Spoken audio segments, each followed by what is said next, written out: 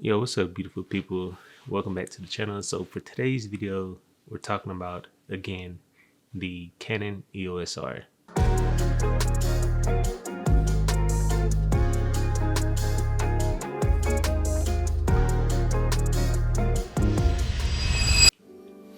So if you guys are new here, maybe you know, maybe you don't know, but for the better part of a year now, I have exclusively been using the Canon EOS R for all of my photography and video work. The Canon EOS R has been in my hands non-stop, whether it be personal vlogs for this YouTube channel, photo shoots for clients, or even commercial work. All of that has been shot and done on this $1,500 camera body. So in the previous video, I actually mentioned to you all some of the pros and cons that I was debating about actually getting the camera and not getting the camera, and ultimately why I did get the camera, and then also how I came about getting the camera. So if you guys want to go back and check out that video, go ahead and do so. I'll link it here in the top row here. Hopefully I'm able to express to you all how the camera has been beneficial to me in my workflow, and then also in some ways how it has also hindered me in some aspects. So for the sake of today's video, we're going to break it down into two categories. As I mentioned, I am a photographer and a cinematographer, so that's how we're going to separate the categories for today and break down the pros and cons of actually using the EOS R in my workflow. So jumping straight into it with using the Canon EOS R as a stills camera. Now, if you are a photographer, and there are many types of photographers, so today if you align with someone who's like me, who shoots primarily for social media, portraits, or lifestyle photography, or even like street photography and landscapes, the Canon EOS R is definitely a 100% go-to camera. Why?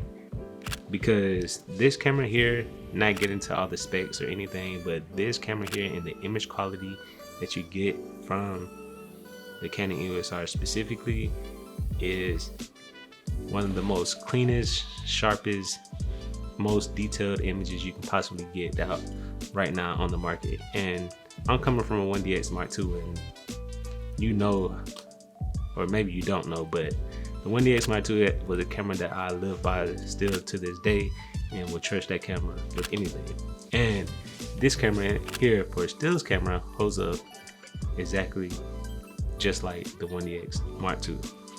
Now, the caveat to that point is that oftentimes, because this camera is so sharp and clean and detailed, there have been moments and times where I experienced the image quality being just a little too sharp, to the point where the image is starting to look more artificial than actually a natural image what we see. Depending on what you're actually shooting, that may be a good thing or it may be a bad thing. So it kind of depends on one, what you're shooting, and also the image that you're trying to get, or the aesthetic that you want for your photography.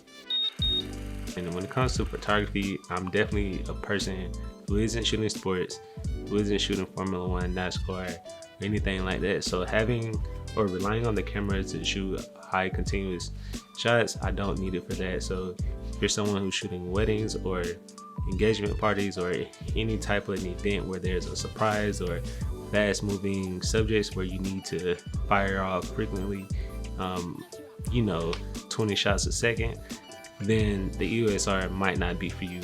But if you're a beginning photographer, or if you're a photographer who specializes in portraits, or you specialize in lifestyle photography or product photography, any type of photography where you're actually setting up, taking your time to get the shot and compose an image, then the Canon EOS R can 100% do the job. So now moving on to using the Canon EOS R for cinematography. So the one thing that I'm most concerned with when it comes to filmmaking and cinematography is having clean, crisp 4K 24 frames per second. If you guys have seen any of my other short films that I posted here recently, like A Letter to Man's Best Friend or A Snow Day, all of that was filmed and shot on this, which all shot in 4K 24 frames per second using C-Log. Now, getting technical for just a moment. Now, when it comes to actually using C-Log and color grading, one, I don't think C-Log is the most or best log format from Canon and doesn't necessarily have that much dynamic range. I think it's just perfect when it comes to actually using that picture profile to be able to color grade your image easily, whereas compared to Canon C-Log 2, I think that's more of a log format that's suited for, you know, higher end professionals who need the most dynamic range out of the image to be able to come back and post and get the desired look that they want. Whereas for someone who's just doing YouTube like I am, or doing, you know, commercial work for small entrepreneurs and business owners, this here is perfect because the majority of that work is all being suited for social media.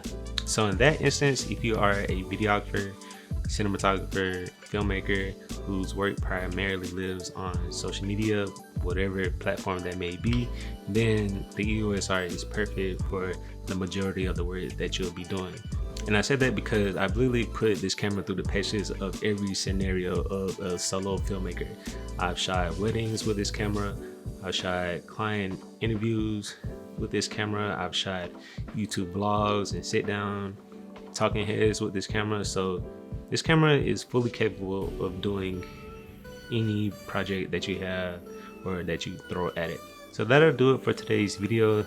That has been my experience with using the Canon EOS R for both photography and videography. If this video was helpful for you, please consider leaving it a like so it's able to help others when making the decision on if the Canon EOS R is the perfect camera for them and their workflow.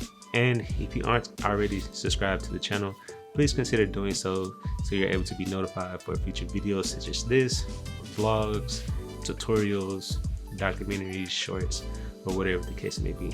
But until next time, peace.